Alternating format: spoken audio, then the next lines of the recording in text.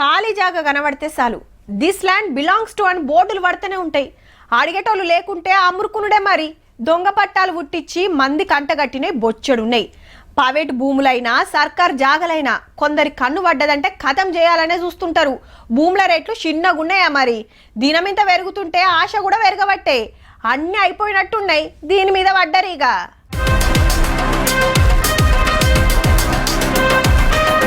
ఈ అడవి నాదే ఆ కోట నాదే అన్నట్టు తయారైందబ్బా. చెట్లు గుట్టలు పోయినాయి, ఇక కోటల మీద పడ్డారు పనిమంతులు. మంచిగా కడీలు వాతి సిమెంట్ పలకలతోటి పారిగోడలే కట్టిండ్రు. ఏడనో కాదు, కాకతీయుల వరంగల్ కిల్లాలనే. రాతి కోట 50 ఎకరాలు, మట్టి కోట 169 ఎకరాలు, నీటి కోట 157 ఎకరాలు ఉండాలన్నట సర్కారు రికార్డుల ప్రకారం. కానీ ఇంత అమ్మురుకుంటున్నారట చిన్నగా. చుట్టుముట్టు దుక్నాలు పడుతున్నాయి, ఫంక్షన్ హాలు పెరుగుతున్నాయి. కోట హద్దు ఏడు దాకుంది. ఎవరి జాగల ఏం గడుతున్నారో కూడా తెలియకుండా అవుతుందట. ఇక్కడ ఈ నిర్మాణాలను దగ్గర పాటుగా చేపట్టడం వల్ల రేపచ్చే పర్యాటకులకు కూడా ఈ యొక్క కాకతీయ రాజులు నిర్మించినటువంటి ఈ నిర్మాణాలను మనం రేపు పొద్దున వాళ్లకు కళ్ళకు గట్టుకట్టినట్టుగా చూపించలేకపోయే అవకాశం ఉంది. కోట చుట్టూ ఉన్న చెరువు కూడా కనుమరుగవుతుంది. దానివల్ల కూడా కొద్దిగా ఇప్పటివరకు అక్రమ నిర్మాణాలు చాలా జరుగుతున్నాయి.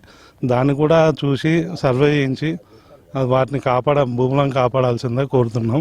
లెక్కకైతే కోట చుట్టూరా 100 మీటర్ల జాగల ఇండ్లు దుక్నాలు ఏది కట్టొద్దు. కానీ ఇటు చూడుర్రి, కోట పారిగోడకు దగ్గరలోనే రియల్ ఎస్టేట్ జోరుగా నడుస్తాంది.